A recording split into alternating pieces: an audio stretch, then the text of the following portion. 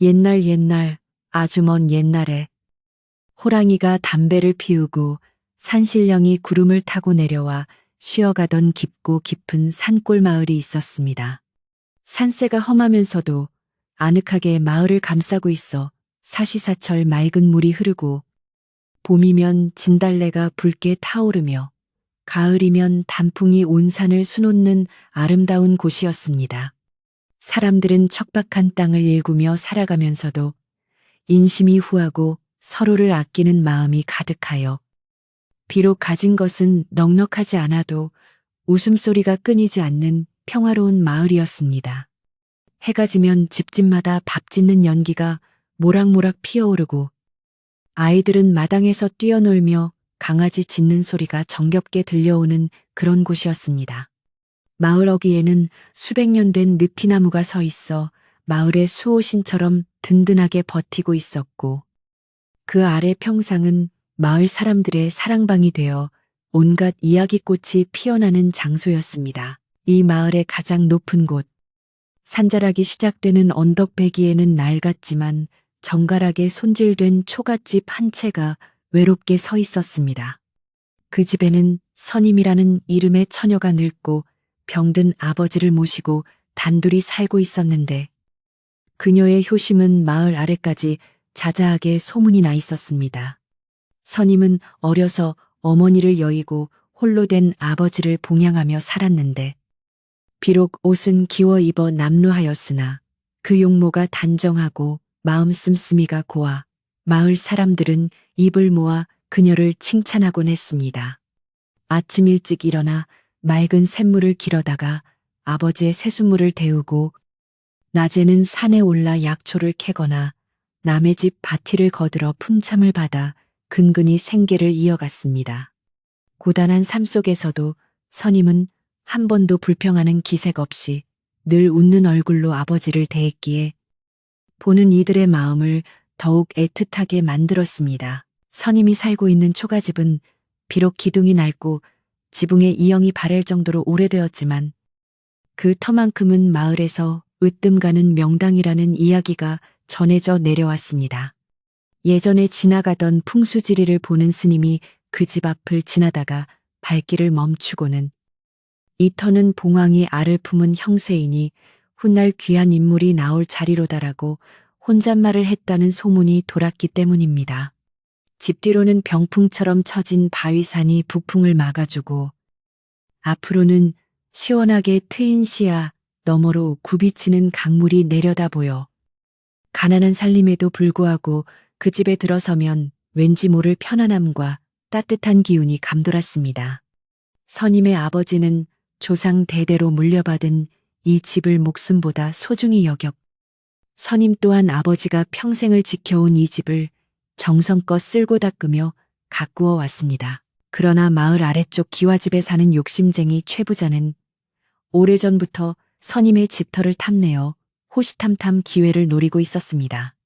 최 부자는 논밭을 수천 마직이나 가지고 있고 곳간에는 쌀가마니가 썩어날 정도로 쌓여 있었지만 그의 욕심은 밑빠진 독처럼 채워질 줄을 몰랐습니다. 그는 마을의 좋은 땅이란 땅은 모두 사들이거나 뺏어서 자신의 소유로 만들었고 소작농들에게 높은 소작료를 받아 챙기며 배를 불리는 악덕지주로 악명이 높았습니다. 그런 최 부자에게 선임의 집터는 눈엣 가시이자 반드시 손에 넣어야 할 마지막 먹잇감이었습니다. 그는 자신이 죽은 뒤에 그 자리에 묘를 쓰면 자손만대가 번창할 것이라는 미신을 맹신하고 있었기에 가난한 선임 부녀를 쫓아내고 그 땅을 차지하려는 음흉한 계획을 세우고 있었습니다. 어느 날부터인가 최 부자는 하인들을 시켜 선임의 집을 찾아가 행패를 부리기 시작했습니다. 험상궂게 생긴 하인들이 대문 없는 마당을 성큼성큼 들어와서는 이 집을 우리 대감마님께 팔아라. 값을 후하게 쳐줄 테니 당장 짐을 싸서 나가라며 으름장을 놓았습니다. 선임은 두려움에 떨면서도 단호하게 이곳은 조상님들의 숨결이 깃든 곳이고 병드신 아버지가 평생을 사신 곳이니 절대 팔 수 없다고 거절했습니다. 하인들은 선임이 정성껏 말려놓은 나무를 발로 차 흐트려 놓거나 장독대 뚜껑을 열어놓고 가는 등 온갖 심술을 부리며 괴롭혔습니다. 밤이면 돌멩이가 지붕 위로 날아와 쿵쿵 소리를 내는 통에 병든 아버지는 잠을 이루지 못하고 기침을 심하게 하셨고, 선임은 아버지의 등을 두드려 드리며 뜬 눈으로 밤을 지새우는 날이 많아졌습니다. 마을 사람들은 최 부자의 횡포를 알고 있었지만 누구 하나 선뜻 나서서 선임을 도와주지 못했습니다. 대부분이 최 부자의 땅을 부쳐 먹고 사는 소장농 신세였기에 혹시라도 최 부자의 눈밖에 나면 당장 살 길이 막막해질까 두려웠기 때문입니다. 우물가에 모인 아낙네들은 추추추록사래에 불쌍한 선임이 어쩌나 저러다 쫓겨나면 갈 데도 없을 텐데 하며 수군거리거나 최 부자 욕심이 하늘을 찌르니 언젠가는 천벌을 받을 거야 라며 뒤에서만 혀를 찰 뿐이었습니다. 선임은 마을 사람들의 이런 처지를 알기에 서운해하지 않았지만 마음 한구석이 시리고 외로운 것은 어쩔 수 없었습니다. 오직 뒷집에 사는 꼬부랑 할머니만이 가끔 몰래 찾아와 찐 고구마나 옥수수를 건네주며 힘내거라. 하늘이 무너져도 솟아날 구멍은 있다더라 하며 위로해 줄 뿐이었습니다. 계절은 어느덧 늦가을을 지나 초겨울로 접어들고 있었고 산골의 밤바람은 살을 앨듯이 차가워졌습니다. 찬바람이 문풍지를 세차게 흔들 때마다 방 안의 촛불이 위태롭게 일렁였고 선임의 아버지의 기침 소리는 더욱 깊고 잦아졌습니다. 약초를 다려드려도 차도가 없자 선임의 시름은 깊어만 갔는데 최 부자의 압박은 날이 갈수록 심해졌습니다. 급기야 며칠 전에는 최 부자가 직접 가마를 타고 올라와 마당에서 지팡이를 휘두르며 소리를 질렀습니다. 내 인내심도 이제 바닥이 났다. 이번 달 그로까지 집을 비우지 않으면 관아에 고발하여 강제로 끌어낼 것이다. 그의 목소리는 쩌렁쩌렁 울려 산새들마저 놀라 달아날 정도였고 선임은 마루 끝에 엎드려 눈물만 흘릴 수밖에 없었습니다. 최 부자가 다녀간 뒤로 선임의 집에는 더욱 무거운 침묵과 어둠이 내려앉았습니다. 아버지는 나 때문에 네가 고생이 많구나. 차라리 내가 죽어야 네가 편해질 텐데 하며 한탄하셨고 선임은 그런 말씀 마세요. 아버지 없으면 저는 어찌 살라고요. 하며 아버지의 거친 손을 꼭 잡았습니다. 하지만 선임의 마음 속에도 불안감이 검은 먹물처럼 번져나갔습니다. 당장 갈 곳도 없는 처지에 집을 빼앗기면 이 추운 겨울을 어떻게 날 것인지, 병든 아버지를 모시고 길거리에 나앉아야 하는 것은 아닌지 막막하기만 했습니다. 그녀는 밤마다 정화수를 떠놓고 장독대에 빌고 또 빌었습니다. 지나가던 신령님, 조상님, 제발 저희를 굽어 살펴 주소서. 이 집을 지킬 수 있게 도와주소서. 그러던 어느 날 아침부터 하늘 빛깔이 심상치 않더니 오후가 되자 먹구름이 산봉우리를 집어삼킬 듯 몰려왔습니다. 바람은 산짐승의 울음소리처럼 윙윙거리며 불어닥쳤고 마당에 서 있는 감나무 가지가 부러질 듯이 흔들렸습니다. 마을 어르신들은 이런 날씨는 예사롭지 않아. 큰 눈이 오거나 사단이 날 징조야 하며 서둘러 문을 걸어 잠그고 집 안으로 들어갔습니다.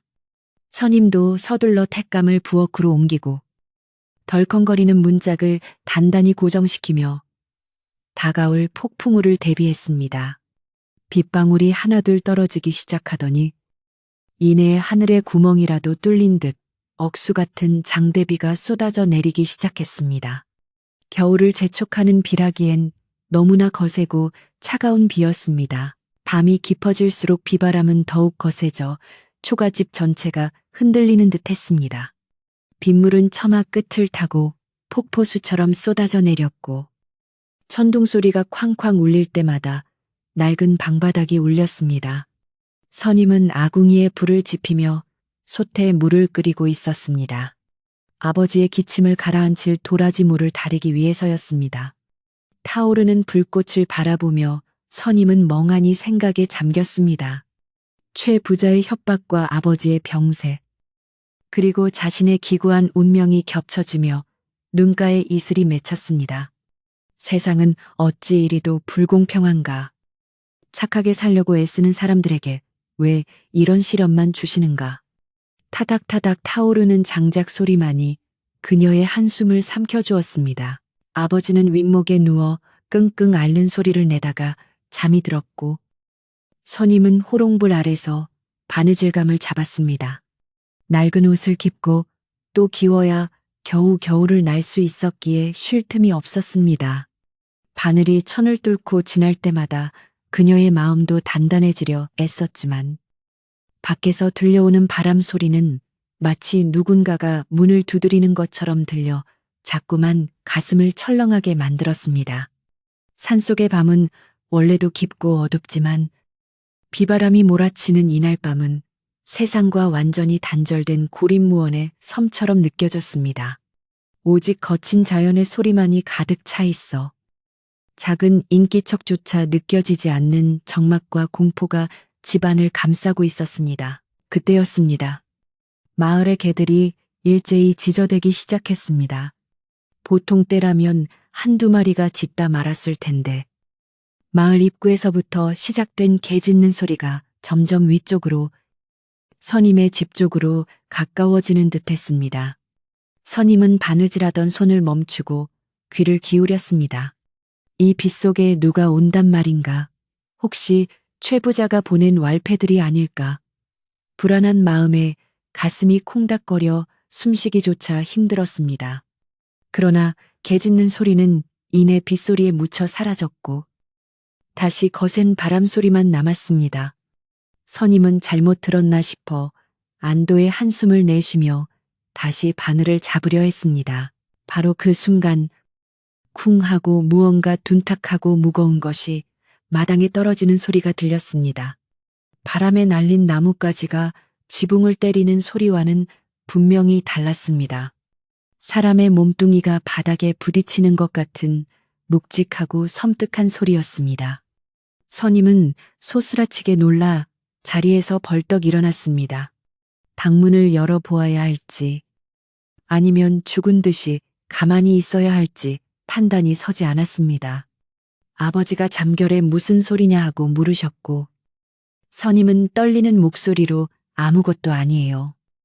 바람이 워낙 거세서 나뭇가지가 떨어졌나 봐요 하며 아버지를 안심시켰지만 그녀의 손은 사시나무 떨듯 떨리고 있었습니다. 호롱불을 들고 부엌 문 틈으로 밖을 내다보려 했지만 칠흑 같은 어둠과 쏟아지는 빗줄기 때문에 아무것도 보이지 않았습니다. 그러나 직감적으로 마당에 누군가가 혹은 무언가가 있다는 것을 느낄 수 있었습니다. 비릿한 흙냄새 사이로 희미하게 피비린내 같은 것이 섞여 들어오는 듯 했습니다. 선임은 용기를 내어 부엌 한 구석에 세워둔 굵은 몽둥이를 손에 쥐었습니다. 만약 최 부자의 하인들이 행패를 부리러 온 것이라면 죽기 살기로 맞서리라 다짐했습니다. 그녀는 심호흡을 크게 한 번 하고는 부엌 문을 조심스럽게 밀었습니다. 끼익하는 소리가 빗소리 사이로 날카롭게 파고들었습니다. 문을 열자 찬바람이 훅 끼쳐 들어와 호롱불을 꺼뜨릴 뻔했습니다. 선임은 한 손으로 불을 가리고 마당 쪽을 향해 누구시오 하고 소리쳤지만 돌아오는 대답은 없었습니다. 오직 세찬 빗줄기만이 땅을 때리고 있을 뿐이었습니다. 신발을 신고 젖은 마당으로 발을 내디딘 선임은 호롱불을 앞세워 소리가 났던 곳으로 조심조심 다가갔습니다. 희미한 불빛이 닿은 곳, 대문 옆 감나무 아래에 거무튀튀한 형체가 웅크리고 있는 것이 보였습니다. 빗물에 젖어 축 늘어진 그것은 분명 사람이었습니다. 선임은 비명을 지를 뻔한 입을 손으로 틀어막고 뒷걸음질 쳤습니다. 하지만 그 사람은 미동도 하지 않았습니다. 자세히 보니 남루한 옷을 입은 사내였는데 빗물에 씻겨 내려가는 붉은 물이 흙바닥을 적시고 있었습니다. 공포가 밀려왔지만 천성이 착한 선임은 다친 사람을 차마 외면할 수 없었습니다. 두려움을 억누르고 한 발짝 더 다가가 불빛을 비추어 보니 사내의 등 뒤 어깨 부근에 깃이 달린 화살 하나가 깊숙이 박혀 있었습니다. 그것도 일반적인 사냥용 화살이 아닌 검푸른 빛을 띠는 예사롭지 않은 화살이었습니다. 사내의 옷은 거지나 다름없는 누더기였고 헝클어진 머리카락은 빗물과 진흙으로 뒤범벅이 되어 얼굴을 알아볼 수조차 없었습니다. 선임은 덜덜 떨리는 손으로 사내의 코 밑에 손가락을 대어 보았습니다. 다행히 미약하게나마 뜨거운 숨결이 느껴졌습니다. 아직 살아 있었습니다. 이 빗속에 화살을 맞고 쓰러진 사람이라니. 대체 무슨 사연이 있는 걸까? 혹시 흉악한 도적은 아닐까? 온갖 생각이 머릿속을 스쳐 지나갔지만 당장 이 사람을 이 차가운 빗속에 두면 목숨을 잃을 것이 분명했습니다. 선임은 몽둥이를 내려놓고 사내의 팔을 잡아 끌었습니다. 장정의 몸무게는 가녀린 선임이 감당하기에는 너무나 무거웠습니다. 하지만 젖먹던 힘까지 짜내어 사내를 부축해 일으키려 했습니다. 사내는 고통스러운지 낮은 신음소리를 흘렸습니다. 으응. 그 소리에 선임은 정신이 번쩍 들었습니다. 어떻게든 방으로 옮겨야 한다. 그녀는 사내의 겨드랑이에 어깨를 넣고 질질 끌다시피 하여 맨마루로 옮겼습니다. 빗물과 흙투성이가 된 사내를 마루에 눕히고 나니 선임의 옷도 온통 젖고 흙투성이가 되었습니다. 방 안으로 사내를 들이는 것은 쉬운 결정이 아니었습니다. 병든 아버지가 계신 좁은 방의 정체를 알 수 없는, 그것도 화살을 맞은 사내를 들이는 것은 위험천만한 일이었습니다. 하지만 선임의 머릿속에는 오로지 사람을 살려야 한다는 생각뿐이었습니다. 아버지, 놀라지 마세요. 다친 사람이 있어서 잠시 드리겠습니다. 선임은 잠든 아버지가 깨지 않도록 조심하며 사내를 아랫목으로 옮겼습니다. 따뜻한 아랫목에 눕히자 사내의 창백한 얼굴이 호롱불 아래 드러났습니다. 헝클어진 머리카락 사이로 보이는 얼굴은 몹시 야위었지만 어딘가 모르게 강인한 인상을 풍기고 있었습니다. 선임은 서둘러 부엌에서 따뜻한 물과 깨끗한 천을 가져왔습니다. 그리고 가위를 들어 화살이 박힌 주변의 옷을 조심스럽게 잘라냈습니다. 상처 부위는 검게 부어올라 있었고 흘러나오는 피에서도 독한 냄새가 났습니다. 독화살이다. 선임은 산에서 약초를 캐며 배운 지식으로 단번에 그것이 독이 발린 화살임을 알아차렸습니다. 맹독은 아니더라도 치료가 늦어지면 생명이 위태로울 수 있었습니다. 그녀의 손은 바쁘게 움직이기 시작했습니다. 우선 독이 퍼지는 것을 막기 위해 상처 위쪽을 끈으로 단단히 묶고 입으로 독을 빨아내야 할지 고민했습니다. 그때 사내가 눈을 희미하게 떴습니다. 초점 없는 눈동자가 잠시 선임의 얼굴에 머무는가 싶더니 이내 다시 감기며 가쁜 숨을 몰아쉬었습니다. 물. 갈라진 입술 사이로 터져나온 첫 마디였습니다. 선임은 숟가락으로 물을 떠서 조심스럽게 사내의 입에 흘려 넣어 주었습니다. 사내는 본능적으로 물을 삼키고는 다시 깊은 혼절 상태로 빠져들었습니다. 밖에서는 여전히 비바람이 몰아치고 있었고 이 작고 낡은 초가집 안에서는 생사를 오가는 긴박한 시간이 흐르기 시작했습니다. 이것이 앞으로 선임의 운명을 송두리째 바꿔놓을 기묘한 인연의 시작인 줄은 꿈에도 모른 채 선임은 땀을 뻘뻘 흘리며 사내의 간호에 매달렸습니다. 선임은 떨리는 손을 진정시키려 애쓰며 사내의 등 뒤에 박힌 화살을 다시금 들여다보았습니다. 호롱불 아래 비친 상처는 생각보다 훨씬 깊고 참혹했습니다.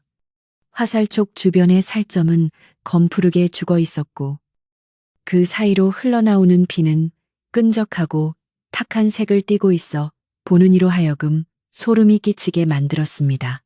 그녀는 산에서 약초를 캐며 짐승들이 덫에 걸리거나 독사에게 물린 것을 종종 보아왔기에 이것이 예사 상처가 아님을 직감할 수 있었습니다. 독이 온몸으로 퍼지기 전에 화살을 뽑고 독을 빼내야 한다는 생각만이 머릿속을 가득 채웠습니다. 하지만 자칫 잘못 건드렸다가는 사내의 숨이 그 자리에서 끊어질 수도 있다는 두려움이 엄습해왔습니다. 밖에서는 여전히 비바람이 몰아치고 있었고 낡은 문풍지는 찢어질 듯 울어대어 선임의 불안한 마음을 더욱 부채질했습니다. 그녀는 부엌으로 달려가 아궁이에 불을 더 지피고 가장 깨끗한 무명천과 날카로운 소형 칼을 끓는 물에 넣어 소독했습니다. 그리고 장독대에 나가 빗속을 뚫고 된장과 귀한 약초인 엉겅퀴 데진 것을 가져왔습니다. 방으로 돌아온 선임은 아버지 쪽을 흘긋 보았습니다.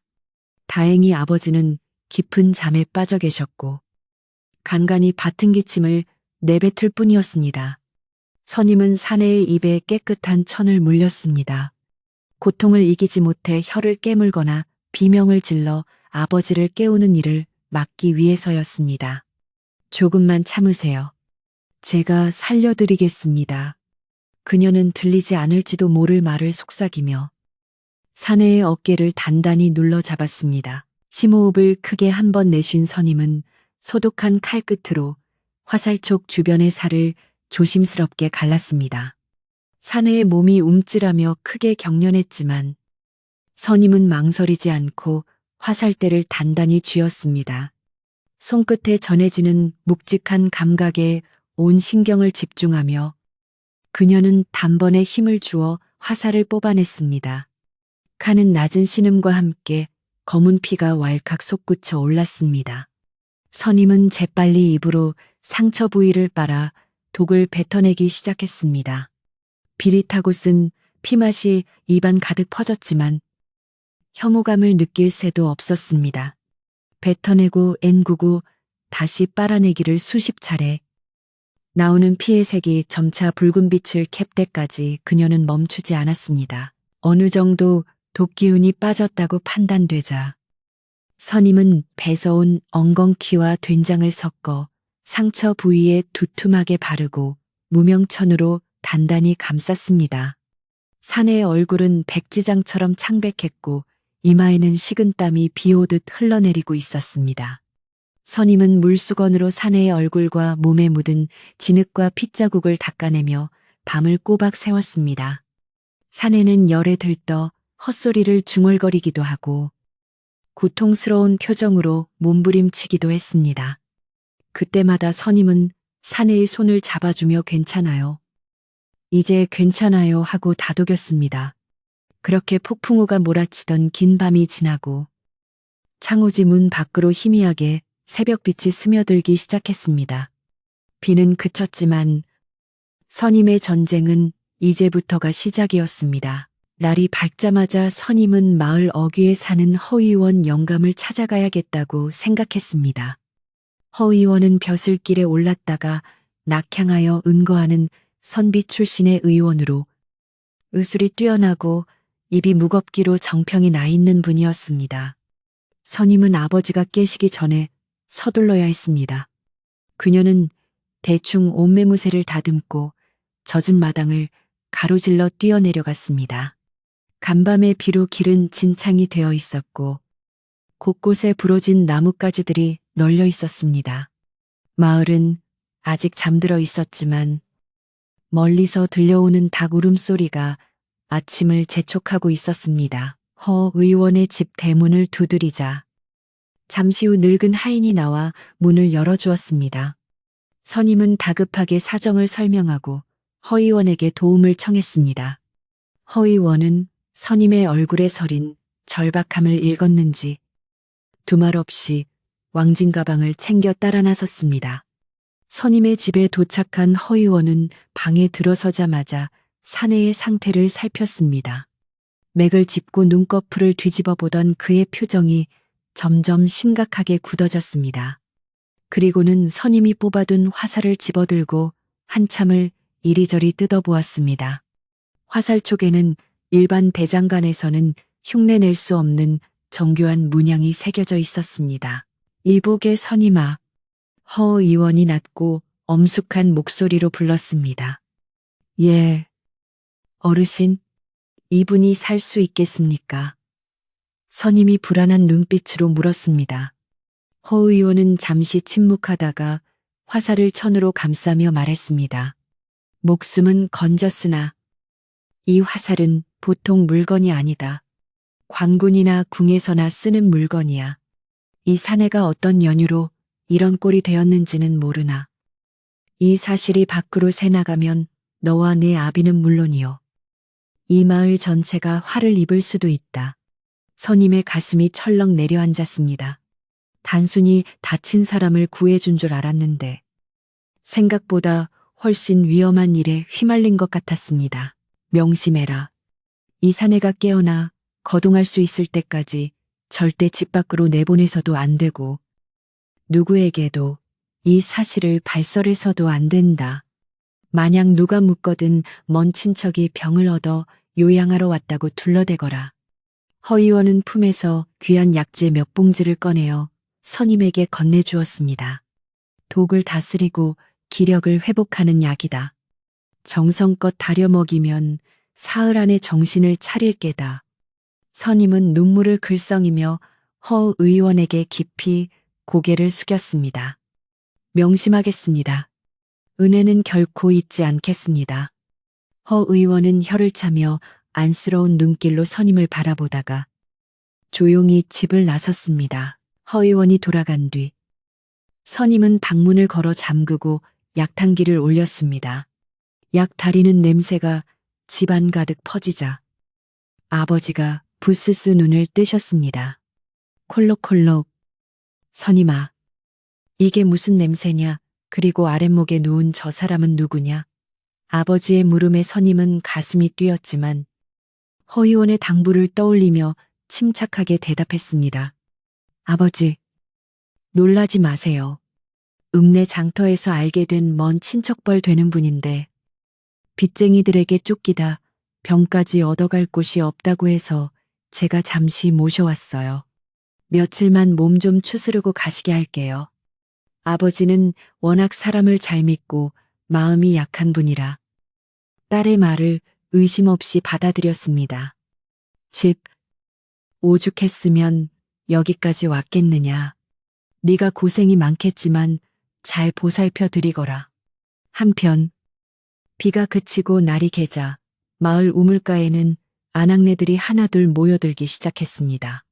간밤의 폭풍 후 이야기로 시작된 수다는 곧 흉흉한 소문으로 이어졌습니다. 자네 들었나? 어젯밤 아랫마을 주막에 관군들이 들이닥쳐서 누군가를 찾느라 난리가 났었다더군. 물동이를 이고 온 박씨, 아지매가 호들갑스럽게 말을 꺼냈습니다. 어머, 정말 도둑이라도 든 거야. 옆에 있던 새댁이 눈을 동그랗게 뜨고 물었습니다. 도둑 정도가 아닌가 봐.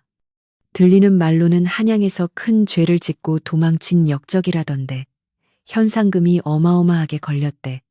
아낙네들의 웅성거림은 순식간에 퍼져나갔습니다. 이런 소문은 마을 사랑방에도 파다하게 퍼졌고 자연스레 마을의 지주인 최 부자의 귀에도 들어갔습니다. 최 부자는 사랑채에 비스듬히 누워 곰방대를 빨며 하인들의 보고를 받고 있었습니다. 모라 관군이 죄인을 쫓고 있다고 혹시 우리 마을로 숨어든 놈은 없느냐. 최 부자의 관심사는 오로지 자신의 재산을 지키는 것과 선임의 집터를 빼앗는 것뿐이었습니다. 예, 대감마님, 아직 마을 안에서 수상한 자를 보았다는 놈은 없습니다요. 헌데 하인들의 우두머리인 말음이 말끝을 흐렸습니다. 헌데 못뜸들이지 말고 똑바로 말해라. 최 부자가 버럭 소리를 질렀습니다. 그게 말입니다요. 오늘 새벽에 산동네 선임이 연희허 의원 영감댁을 다급하게 다녀갔다는 소리가 있습니다. 그 집에 늙은 아비 병수발이야. 하루 이틀 일이 아니지만 허 의원 영감이 직접 왕진까지 다녀왔다지 뭡니까. 그 콧대 높은 영감이 말입니다. 마름의 말에 최 부자의 눈이 번뜩였습니다. 그래, 돈도 없는 년이 허위원을 불렀다. 뭔가 수상하구나. 혹시 그 집에 딴 놈이라도 숨겨둔 게 아닌지 알아봐야겠다. 그렇지 않아도 집을 비우라고 독촉해야 하는데 잘 되었구나. 내 놈이 가서 좀 쑤셔보고 오거라. 최 부자는 비열한 웃음을 지으며 명령을 내렸습니다. 선임은 하루 종일 사내의 곁을 지키며 지극정성을 다했습니다. 땀에 젖은 옷을 갈아입히고 숟가락으로 미음을 떠먹이며 밤낮없이 간호했습니다. 사내의 몸은 불덩이 같았다가 얼음장같이 차가워지기를 반복했습니다. 선임은 잠시도 쉴 틈이 없었지만 이상하게도 힘들다는 생각보다는 이 사람을 꼭 살려야겠다는 사명감이 앞섰습니다. 사내의 얼굴에 난 상처를 닦아주다. 문득 그가 꽤나 수려한 이목구비를 가졌다는 것을 깨닫고는 얼굴이 붉어지기도 했습니다. 사내는 의식이 없는 와중에도 가끔 안 돼, 전하, 서차를 같은 알 수 없는 단어들을 내뱉어 선임을 긴장하게 했습니다. 오후 늦게 대문 밖에서 거칠게 사람을 부르는 소리가 들렸습니다. 이리 오너라, 안에 아무도 없느냐, 최 부자의 말음이었습니다. 선임은 깜짝 놀라 방문을 닫고 옷매무새를 고친 뒤 마당으로 나갔습니다. 마름은 거만한 태도로 마당을 휘젓고 다니며 이곳저곳을 기웃거리고 있었습니다. 아이고, 이게 누구신가, 집주인이 될 뻔한 선임이 아닌가. 대감마님께서 이번 달 그제까지 비우라는 말씀 있지 않았겠지. 마름은 비아냥거리며 선임의 속을 긁어놓았습니다. 선임은 짐짓 태연한 척하며 대답했습니다. 알고 있습니다. 아직 날짜가 남았으니 돌아가 주십시오. 하지만 마름은 쉽게 물러설 기색이 아니었습니다. 그의 눈은 매처럼 날카롭게 집안 구석구석을 훑고 있었습니다. 그러다 마당 한 구석, 간밤의 빗물에 씻겨 내려가지 않은 희미한 핏자국을 발견했습니다. 어허, 이게 무슨 자국인가. 불구죽죽한 게 꼭 짐승 피 같은데. 마름이 핏자국을 발로 툭툭 건드리며 물었습니다.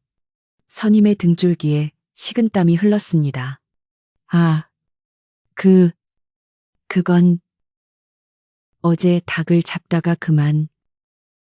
선임은 말도 안 되는 거짓말을 둘러댔습니다. 끼니 때우기도 힘든 형편에 닭을 잡았다니. 누가 들어도 의심할 만한 상황이었습니다. 닭 내년이 닭 잡을 돈이 어디 있어서 혹시 훔친 닭 아니냐. 마름이 의심 가득한 눈초리로 쏘아 붙였습니다. 그때 방 안에서 둔탁한 소리가 났습니다. 쿵 열에 들뜬 사내가 몸부림치다 물그릇을 엎지른 소리 같았습니다. 마름의 시선이 순식간에 방문 쪽으로 향했습니다. 방 안에 누가 있느냐. 내 앞이 기침 소리는 아닌 것 같은데. 마름이 방문 쪽으로 성큼성큼 다가갔습니다. 선임은 황급히 마름의 앞을 가로막았습니다. 아버지가 편찮으셔서 주무시고 계십니다. 제발 깨우지 말아주세요. 마름은 선임을 거칠게 밀쳐내려 했습니다. 비켜라. 내 눈으로 직접 확인해야겠다. 혹시 외간 남자라도 끌어들인 게냐. 선임이 바닥에 나뒹굴며 필사적으로 바짓가랑이를 붙잡고 매달렸습니다. 안 됩니다. 제발요. 실랑이가 벌어지던 그때 방문이 드르륵 하고 열렸습니다. 선임은 비명을 지를 뻔하며 눈을 질끈 감았습니다. 이제 다 끝났다고 생각했습니다. 하지만 들려온 목소리는 아버지의 것이었습니다. 걔 누구냐? 쿨럭쿨럭. 내 딸에게 무슨 짓이냐? 병색이 완연한 아버지가 지팡이를 짚고 힘겹게 문지방에 기대어서 계셨습니다. 마름은 멈칫하며 혀를 찼습니다. 싯바. 영감쟁이 아직 살아있었구만. 별일 아니네. 대감마님 말씀 잘 새겨들으라고 온 거네. 마름은 방 안쪽을 힐끔 쳐다보려 했지만 아버지가 문을 막고 서 있는 데다 방 안이 어두워 이불을 뒤집어 쓴 사내의 모습은 보이지 않았습니다. 낡은 이불 더미처럼 보일 뿐이었습니다. 재수 없게시리. 알았네. 갈 테니 썩 물러가. 마름은 침을 캔 뱉고는 뒤돌아서 대문을 나갔습니다. 그가 사라지자마자 선임은 다리에 힘이 풀려 그 자리에 주저앉고 말았습니다. 아버지는 걱정스러운 눈빛으로 선임을 바라보다가 다시 기침을 쏟아내셨습니다. 선임은 떨리는 가슴을 진정시키고 방으로 들어갔습니다. 사내는 여전히 식은땀을 흘리며 누워 있었지만 호흡은 아까보다 한결 편안해 보였습니다. 아버지도 다시 자리에 누우시며 누구에게도 굽히지 마라. 우리 집은 우리가 지켜야 한다고 힘없이 말씀하셨습니다. 선임은 고개를 끄덕이며 사내의 젖은 이마를 닦아주었습니다. 위기는 넘겼지만 최부자의 감시가 더욱 심해질 것이 분명했습니다. 게다가 관군의 추적까지. 이 좁은 초가집은 이제 언제 터질지 모르는 화약고와도 같았습니다. 그날 밤 사내의 열이 거짓말처럼 내리기 시작했습니다. 선임이 깜빡 잠이 든 사이 사내가 천천히 눈을 떴습니다. 맑고 깊은 눈동자였습니다. 그는 천장을 멍하니 바라보다가 옆에서 쪽잠을 자고 있는 선임을 발견했습니다. 자신의 상처를 감싼 정갈한 붕대와 머리맡에 놓인 물그릇을 보며 상황을 파악하려는 듯했습니다. 사내는 몸을 일으키려 했지만 극심한 통증에 다시 신음을 삼키며 누웠습니다. 그 소리에 선임이 화들짝 놀라 눈을 떴습니다. 두 사람의 시선이 어둠 속에서 마주쳤습니다. 사내가 갈라진 목소리로 힘겹게 입을 열었습니다. 여기가 어디입니까? 그대가 저를 구해주신 겁니까? 선임은 황급히 사내의 입을 막으며 조용히 속삭였습니다. 쉿. 목소리를 낮추세요. 밖은 위험합니다. 그녀의 손길에서 따뜻함과 간절함이 느껴졌는지 사내는 더 이상 묻지 않고 고개를 끄덕였습니다.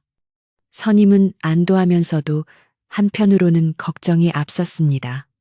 이제 이 사내가 정신을 차렸으니 그가 누구인지, 왜 쫓기고 있는지, 그리고 앞으로 어떻게 해야 할지 물어야 했습니다. 하지만 사내의 눈빛에는 함부로 범접할 수 없는 위험과 슬픔이 서려 있어 선임은 차마 입을 떼지 못했습니다. 그렇게 폭풍 전야와도 같은 고요한 밤이 깊어가고 있었습니다. 사내는 놀라운 회복력을 보였습니다. 보통 사람이라면 열흘은 좋게 알아누웠을 독이었음에도 불구하고 선임의 지극정성 어린 간호와 허위원의 용한 약 덕분인지 사흘이 지나자 스스로 일어나 앉을 수 있게 되었습니다. 처음에는 물조차 삼키기 힘겨워하던 그가 미음을 비우고 이내 거친 잡곡밥까지 달게 먹는 모습을 보며 선임은 안도의 한숨을 내쉬었습니다. 사내는 아직 말이 많지 않았습니다. 자신의 이름이 무엇인지, 어디서 왔는지, 왜 그토록 험한 꼴을 당했는지에 대해서는 일절 입을 열지 않았습니다. 선임 또한 허의원의 당부를 잊지 않았기에 굳이 묻지 않았습니다. 그저 손님이라고 부르며 그가 편안히 몸을 추스를 수 있도록 배려할 뿐이었습니다.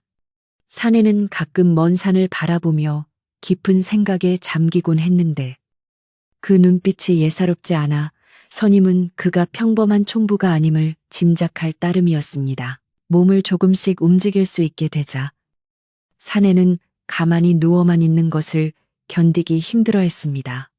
선임이 말려도 기어이 밖으로 나와 마당을 쓸거나 무너진 담장을 고치는 일을 거들었습니다.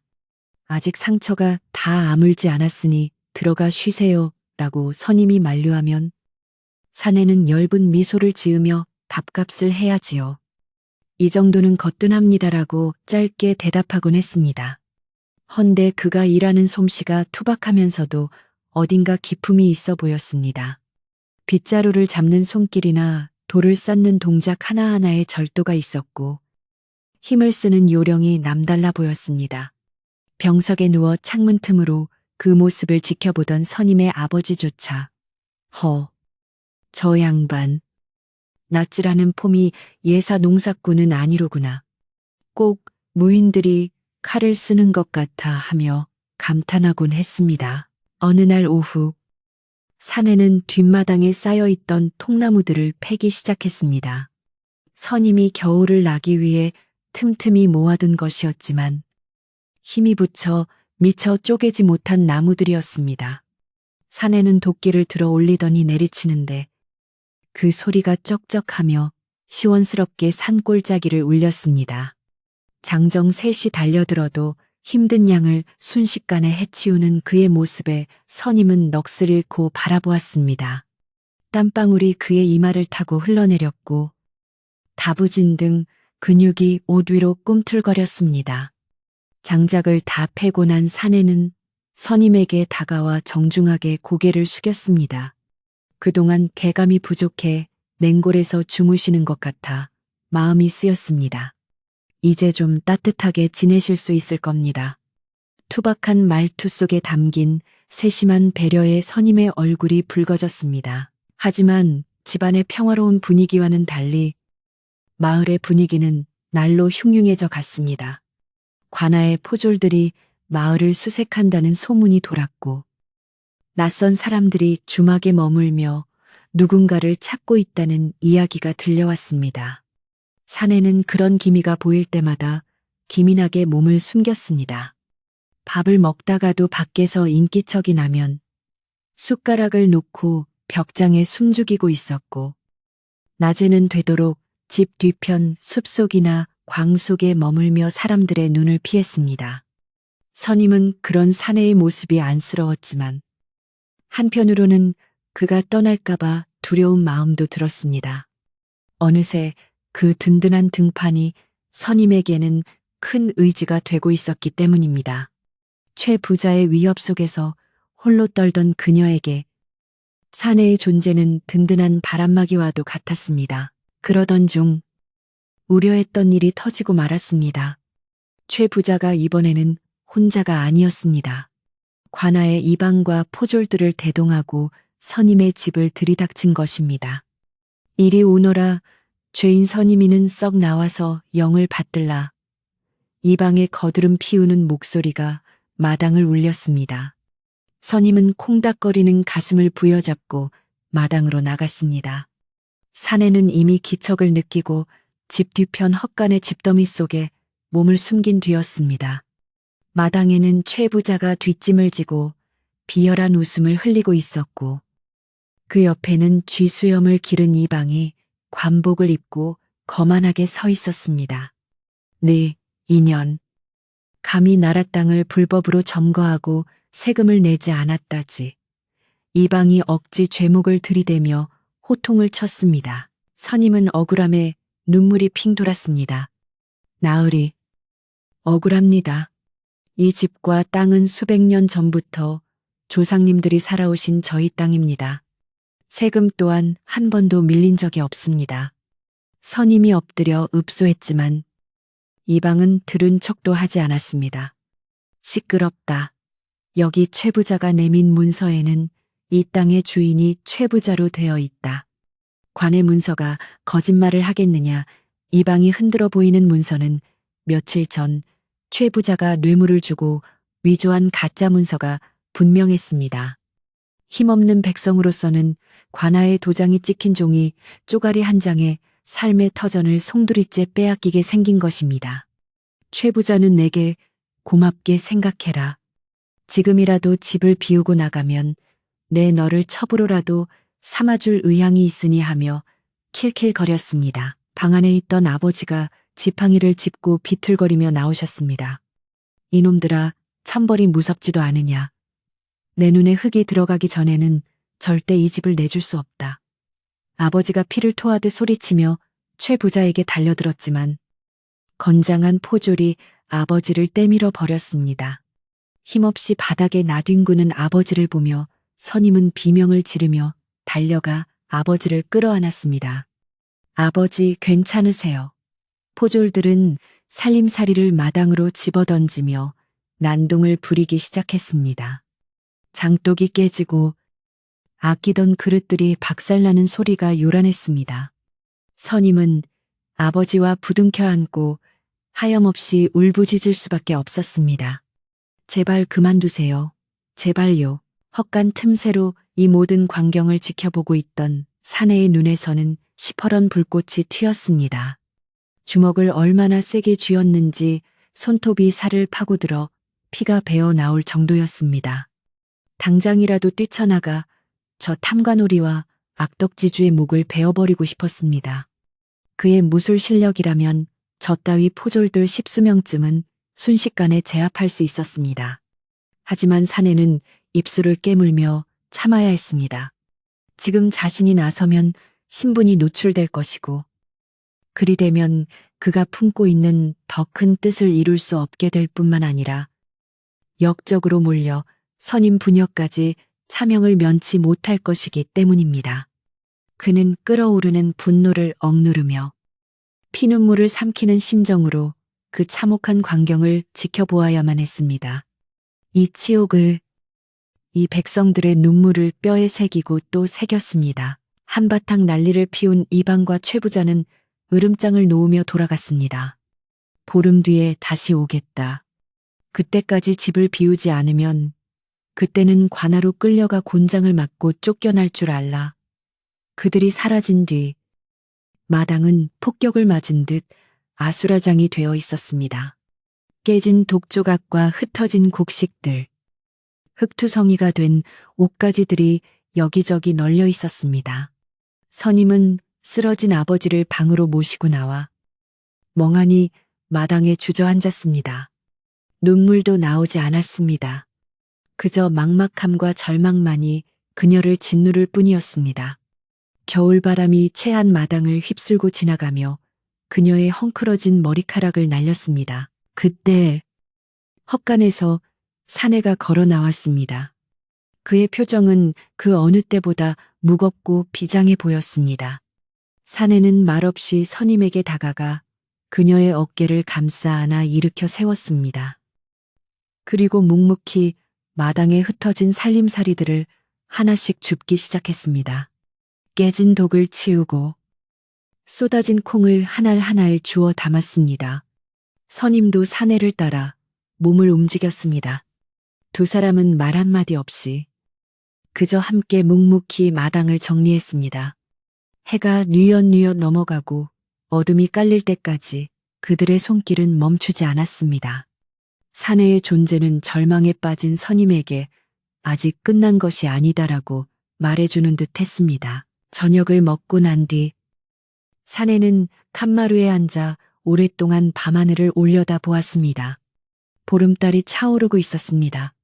선임이 다가와 찐 고구마를 건네자 사내는 그것을 받아들고 나직한 목소리로 말했습니다. 선임 낭자, 그동안 신세가 많았습니다. 갑작스러운 말에 선임의 가슴이 철렁 내려앉았습니다.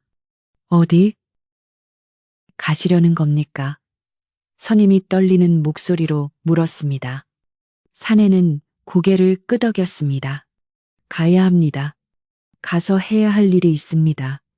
오늘 낮에 겪은 그 수모를, 그리고 낭자와 어르신이 겪고 있는 이 고통을 끝내기 위해서라도 저는 가야만 합니다. 사내의 목소리에는 결연한 의지가 담겨 있었습니다. 선임은 붙잡고 싶었습니다. 밖은 아직 위험하고 몸도 완전히 낫지 않았으며 무엇보다 그가 없는 빈자리를 견딜 수 없을 것 같았습니다. 하지만 사내의 눈빛이 너무나 단호하여 차마 입이 떨어지지 않았습니다. 그가 단순히 도망치려는 것이 아님을, 무언가 중대한 결심을 했음을 느낄 수 있었기 때문입니다. 언제 떠나십니까?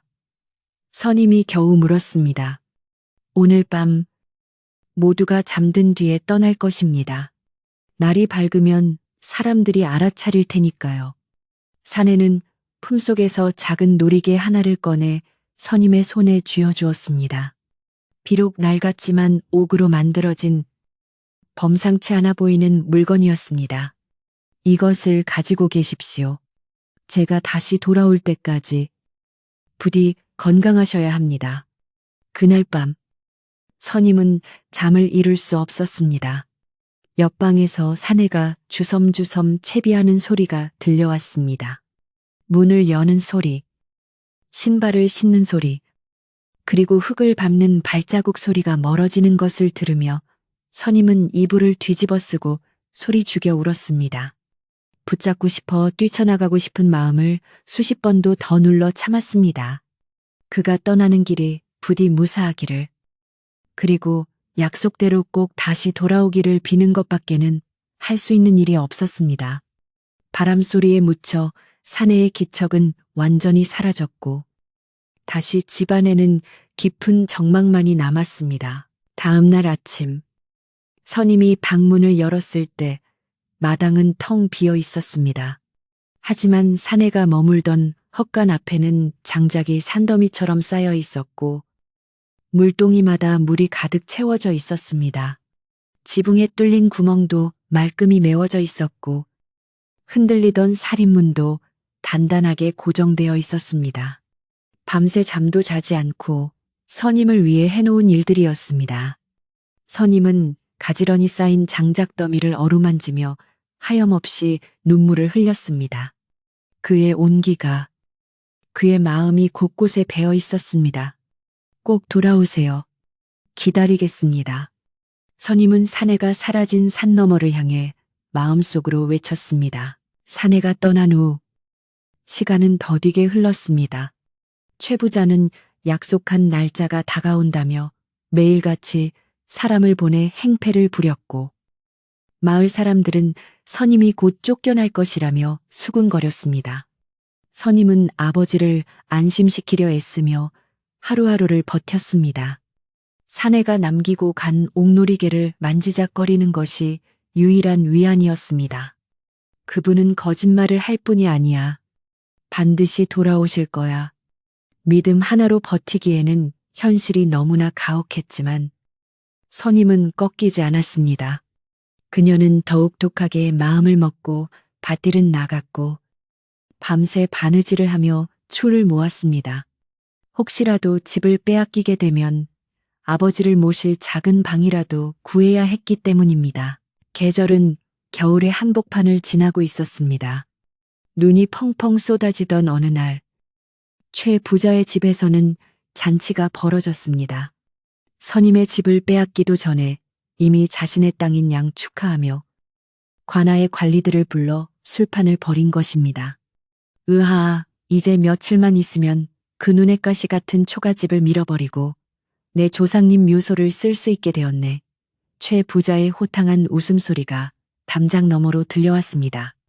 선임은 추운 방 안에서 아버지의 손을 잡고 덜덜 떨고 있었습니다.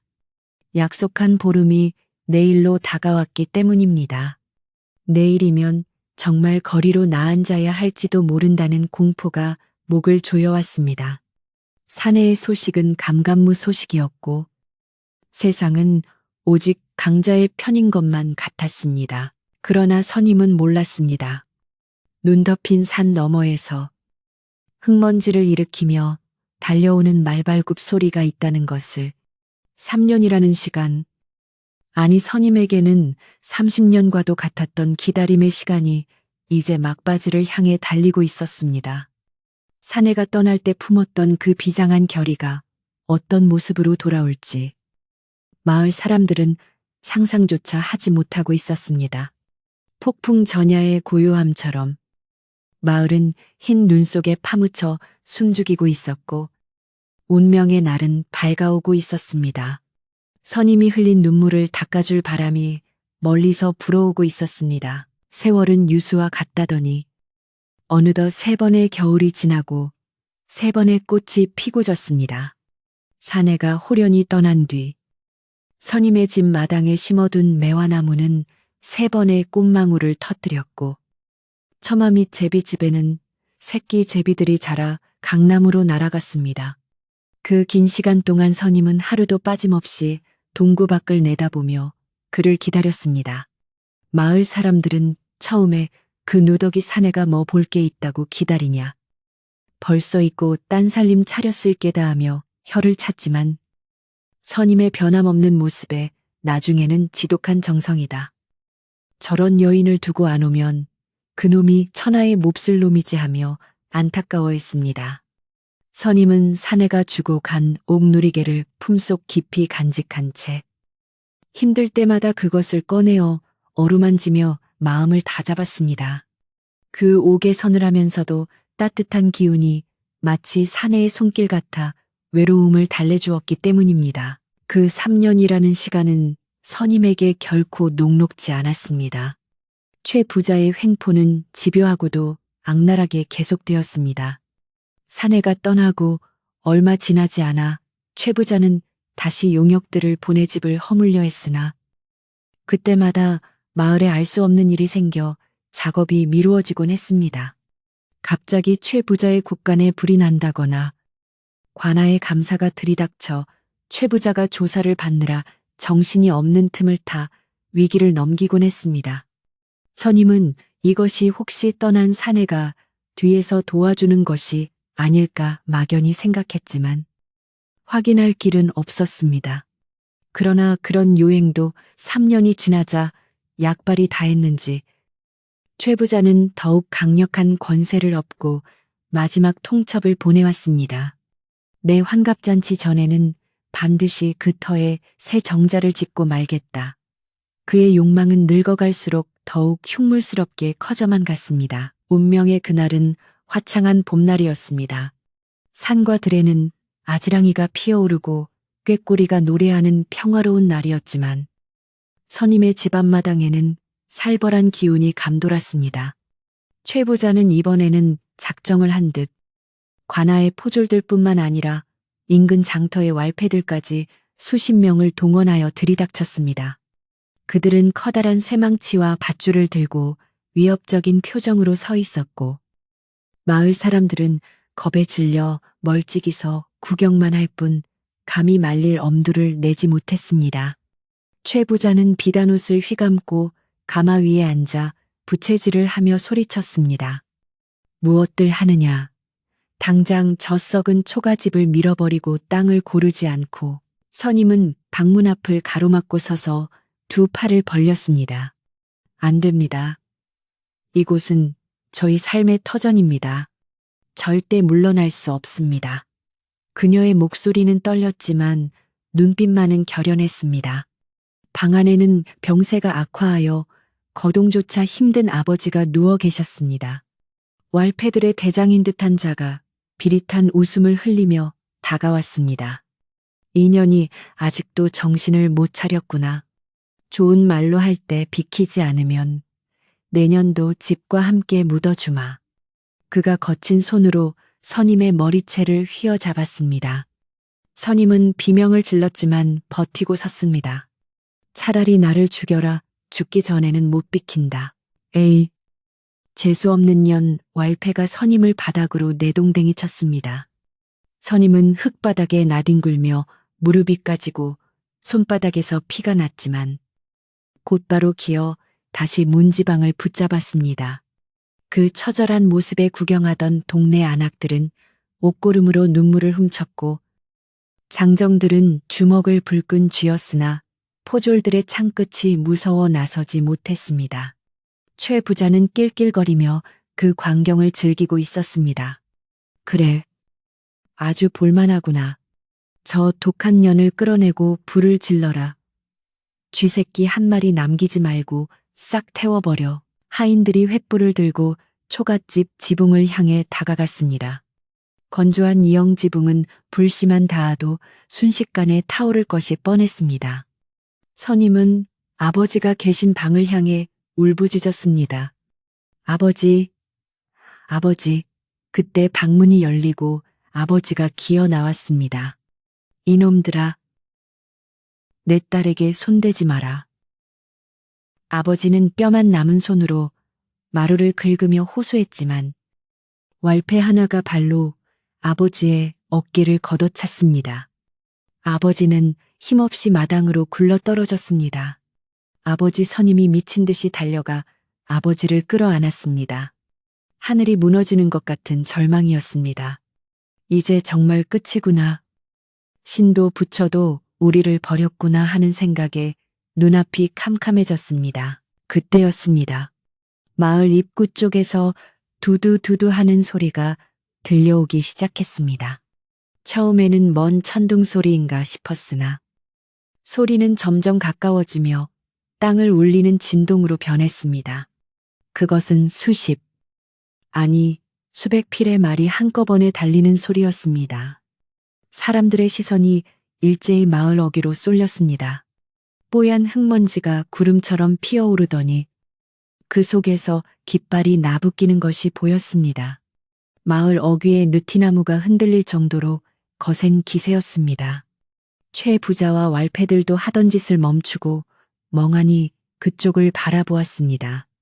관군인가 하니 관군이 이리 많이 올 리가 없는데 최 부자가 당황하여 중얼거렸습니다. 흙먼지 속에서 선두에 선 기병들이 모습을 드러냈습니다. 그들은 일반 포졸들과는 차원이 다른 번쩍이는 갑옷과 날카로운 창으로 무장한 정예군들이었습니다. 그리고 그 뒤로 푸른색 관복을 입은 역졸들이 몽둥이를 들고 물밀듯이 쏟아져 들어왔습니다. 그들의 입에서 터져나온 함성은 천지를 뒤흔들었습니다. 암행어사 출두야, 암행어사 출두야. 그 소리는 산골짜기를 타고 메아리쳐 쩌렁쩌렁 울렸습니다. 마을 사람들은 귀를 의심했습니다.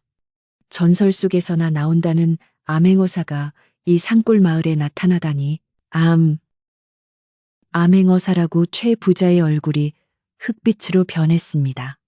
가마 위에 앉아있던 그는 다리에 힘이 풀려 주르륵 미끄러져 내렸습니다. 왈패들은 혼비백산하여 도망치려 했으나 이미 마을은 역졸들에 의해 물샐 틈 없이 포위된 상태였습니다. 죄인들은 꼼짝 말아 움직이는 자는 엄벌에 처하겠다. 역졸들의 호통 소리에 서슬퍼렀던 왈패들은 쥐새끼처럼 바닥에 납작 엎드렸습니다. 횃불은 바닥에 뒹굴며 꺼져버렸고 기세등등하던 포졸들은 창을 버리고 벌벌 떨었습니다. 순식간에 상황이 뒤집힌 것입니다. 역졸들이 길을 터주자 그 사이로 한 사내가 말을 타고 천천히 걸어 들어왔습니다. 그는 화려한 관복을 입고 머리에는 어사화를 꽂았으며 한 손에는 황금빛 마패를 들고 있었습니다. 햇빛을 받아 번쩍이는 마패에는 5마리의 말이 새겨져 있어 그 위엄을 더했습니다. 사내는 선임의 집 마당으로 들어와 말에서 내렸습니다. 그의 얼굴은 가끈에 가려 잘 보이지 않았지만 뿜어져 나오는 기운은 3년 전 그 빗속의 사내와 어딘가 닮아 있었습니다. 마을 사람들은 숨조차 제대로 쉬지 못하고 그를 우러러 보았습니다. 어사는 최 부자 앞으로 천천히 다가갔습니다. 최 부자는 땅에 머리를 쳐박고 덜덜 떨며 아이고 나으리 죽을 죄를 지었습니다. 한 번만 살려주십시오 하며 빌고 또 빌었습니다. 어사는 차가운 목소리로 물었습니다. 네 죄를 네가 알렸다. 양민의 고열을 빨고 위조문서로 남의 집을 빼앗으려 했으며 관아와 결탁하여 국법을 어지럽힌 죄. 네 놈의 목이 10개라도 모자랄 것이다. 목소리에는 서리빨 같은 분노가 서려 있었습니다. 최 부자는 그 목소리를 듣는 순간 고개를 번쩍 들었습니다. 어디선가 들어본 듯한 낮고 묵직한 목소리였기 때문입니다. 어사는 최 부자를 지나쳐 마당 구석에 쓰러져 있는 선임 부녀에게로 다가갔습니다. 선임은 아버지를 부축하며 두려움에 떨고 있었습니다. 화려한 옷을 입은 높은 분이 다가오자 감히 고개를 들지 못하고 땅만 쳐다보았습니다. 어사는 한쪽 무릎을 꿇고 앉아 선임의 눈높이를 맞추었습니다. 그리고 부드러운 손길로 선임의 상처난 손을 잡았습니다. 따뜻하고 거친 손. 그 익숙한 감촉의 선임은 깜짝 놀라 고개를 들었습니다. 어사의 갓 아래로 드러난 얼굴은 3년 전 비바람 속에 쓰러졌던 바로 그 누더기 사내였습니다. 낭자, 너무 늦게 와서 미안하오. 많이 기다리게 했구려. 사내. 아니, 어사가 따뜻한 미소를 지으며 말했습니다. 선임은 자신의 눈을 믿을 수 없었습니다. 정말 그분이십니까? 목이 메어 말이 잘 나오지 않았습니다. 어사는 고개를 끄덕이며 품속에서 선임이 주었던 낡은 물수건을 꺼내 보였습니다. 그대가 나를 살려주었을 때 썼던 수건이요. 3년 동안 한시도 몸에서 떼어놓지 않았소.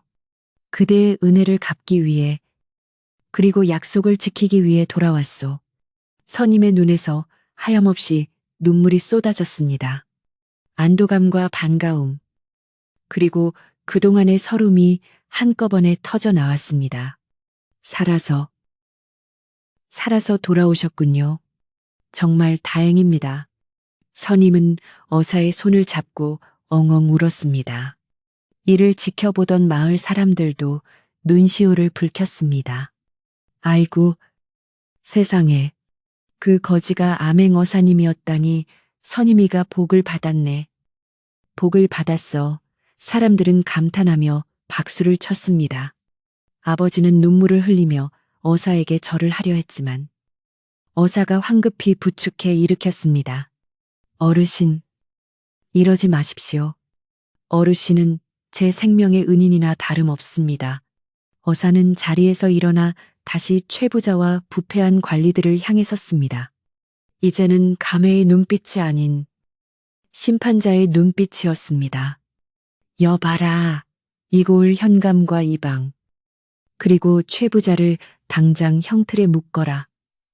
어사의 호령이 떨어지자 역졸들이 득달같이 달려들어 그들을 포박했습니다.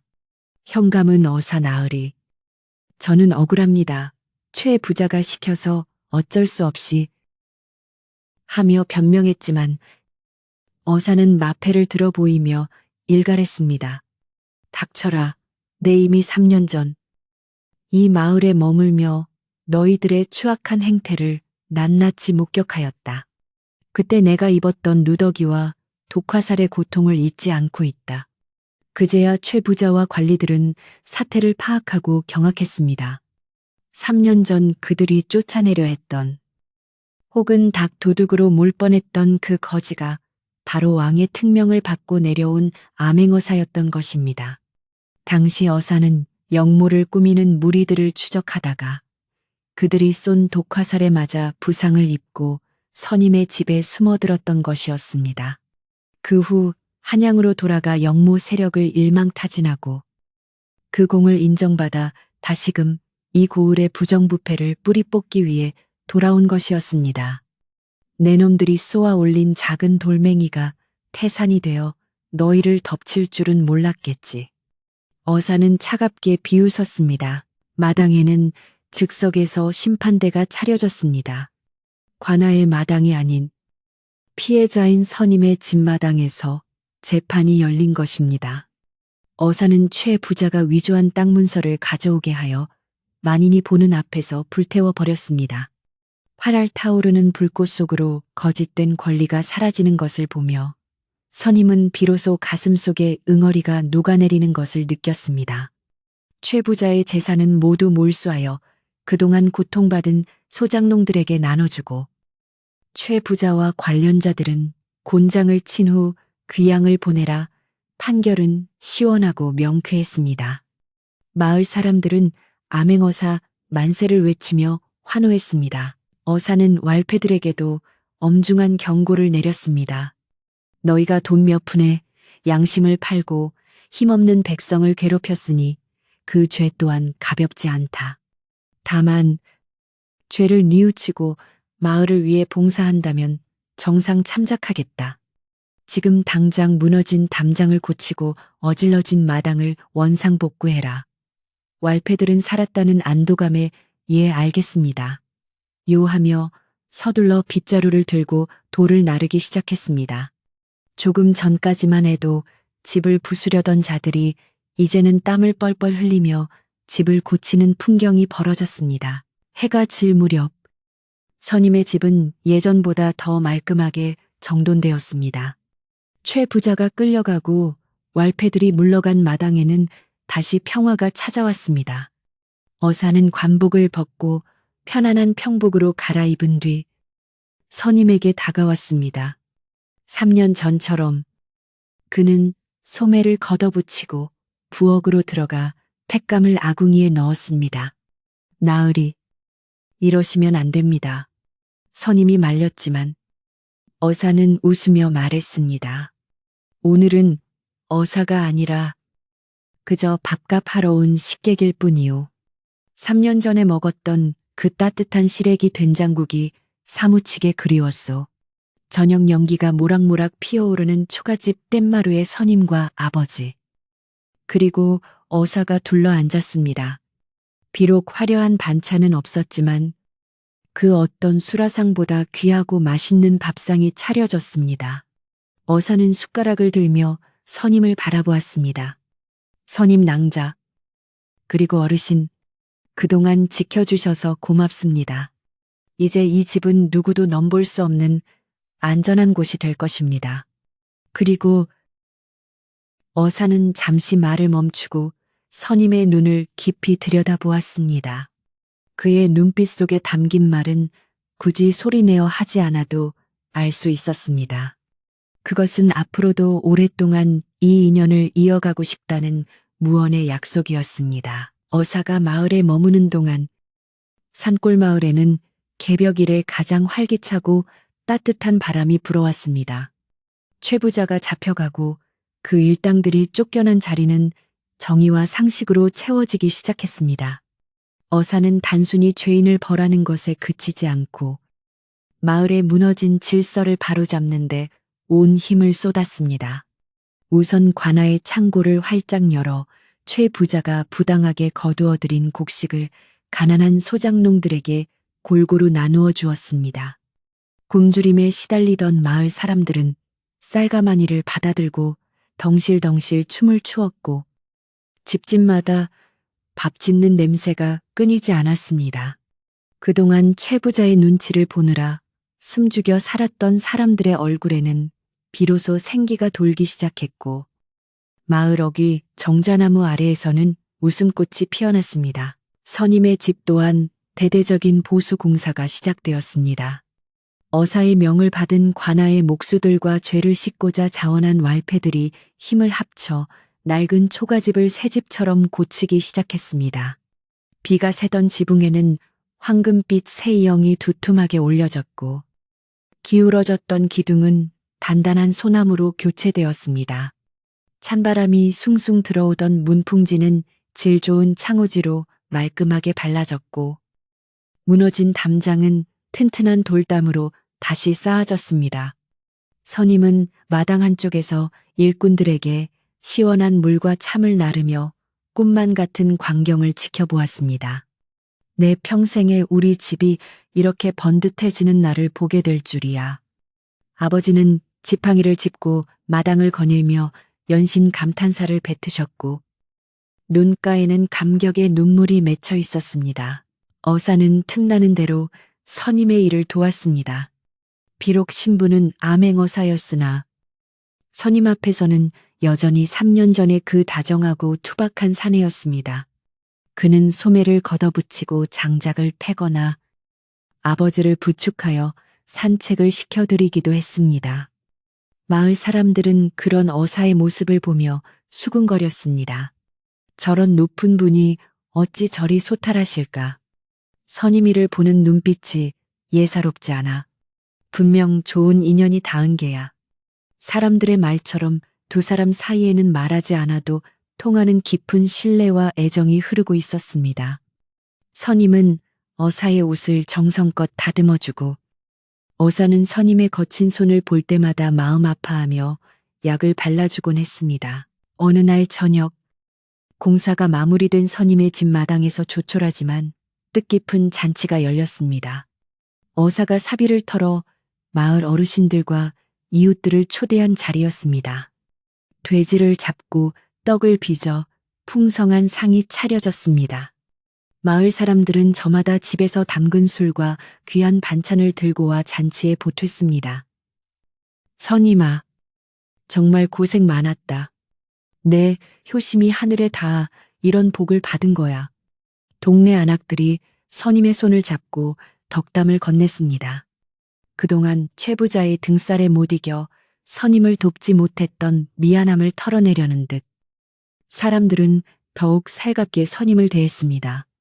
선임은 환한 미소로 그들의 마음을 받아주었습니다. 잔치가 무르익을 무렵 어사가 자리에서 일어나 마을 사람들 앞에 섰습니다. 소란스럽던 마당이 순식간에 조용해졌습니다. 어사는 품에서 문서 한 장을 꺼내 들었습니다. 그것은 관아에 붉은 도장이 선명하게 찍힌 선임 집의 땅 문서와 집 문서였습니다. 이 문서는 원래 주인인 선임 낭자의 가족에게 영원히 귀속됨을 알리는 증서입니다. 앞으로 그 누구도 설령 관아의 수령이라 할지라도 이 땅을 함부로 빼앗거나 넘볼 수 없을 것입니다. 제가 이 마패를 걸고 보증합니다. 어사가 문서를 선임의 아버지에게 건네자 아버지는 떨리는 손으로 그것을 받아들고 오열하셨습니다. 마을 사람들은 우레와 같은 박수와 환호로 그 순간을 축복했습니다. 밤이 깊어 사람들이 하나둘 돌아가고 마당에는 휘영청 밝은 달빛만이 내려앉았습니다. 어사와 선임은 툇마루에 나란히 앉아 밤하늘을 올려다보았습니다. 풀벌레 소리가 정겹게 들려오는 고요한 밤이었습니다. 선임 낭자, 어사가 나직하게 불렀습니다. 예, 나으리. 선임이 수줍게 대답했습니다. 이제 내일이면 저는 한양으로 떠나야 합니다. 임금님께 이 모든 일을 보고하고 또 다른 곳의 백성들을 살피러 가야 하기 때문이지요. 어사의 말에 선임의 가슴이 쿵 내려앉았습니다. 이별은 예견된 일이었으나 막상 닥쳐오니 서운한 마음을 감출 수 없었습니다.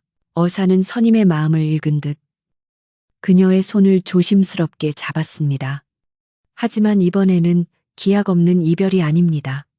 한양에 가서 일을 마무리 짓는 대로 내 반드시 정식으로 매파를 보내 낭자를 맞이하러 오리다. 그때는 이 누추한 뺀마루가 아니라 내 집 안방마님으로 모시고 싶소. 어사의 갑작스러운 청혼에 선임의 얼굴이 붉게 물들었습니다. 꿈인지 생시인지 분간이 가지 않았습니다.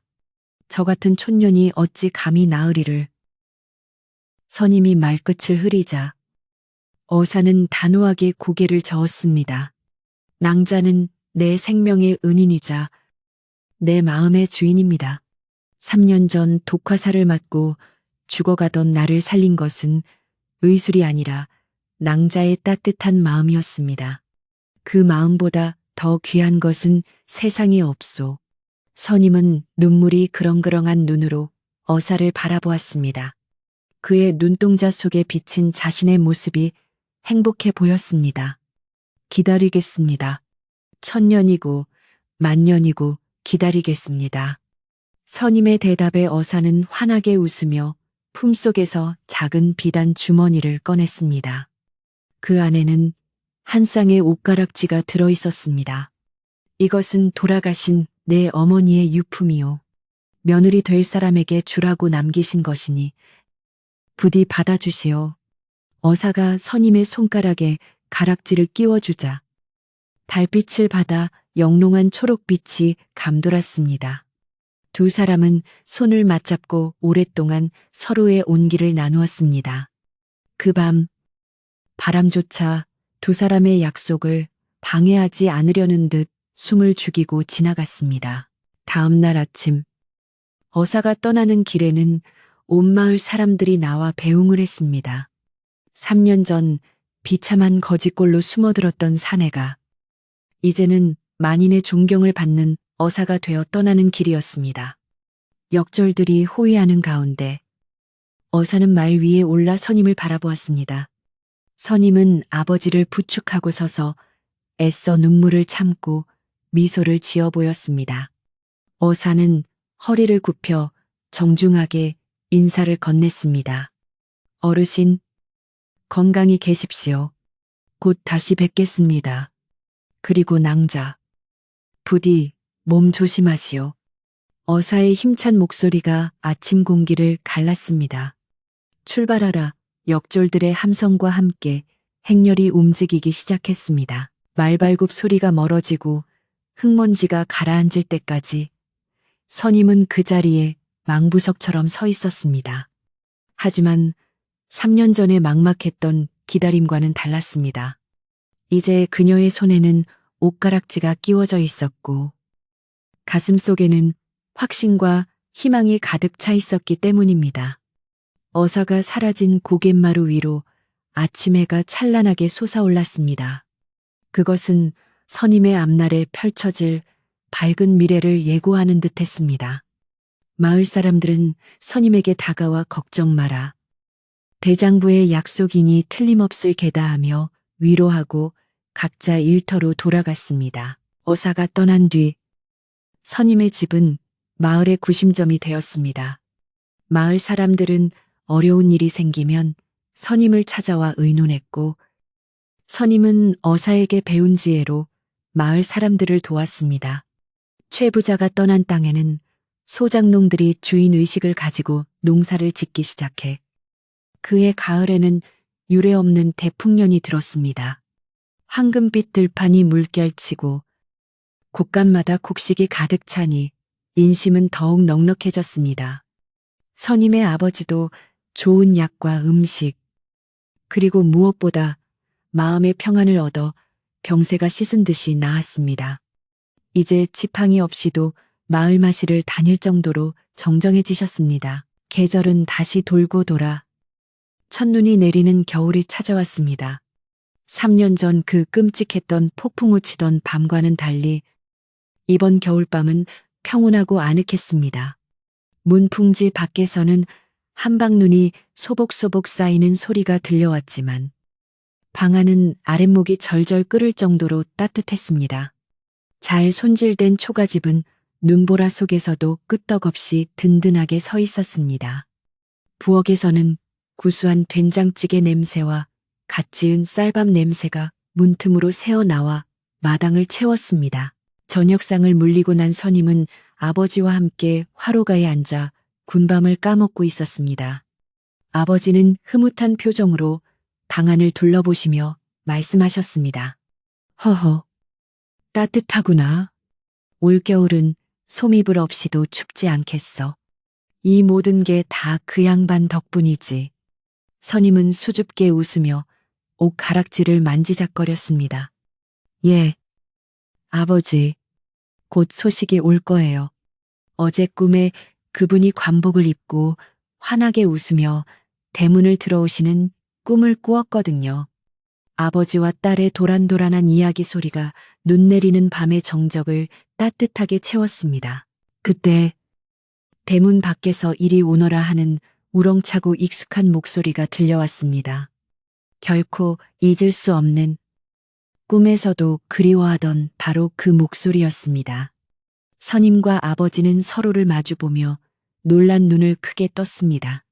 그러나 이내 두 사람의 얼굴에는 세상을 다 얻은 듯한 환한 미소가 번졌습니다.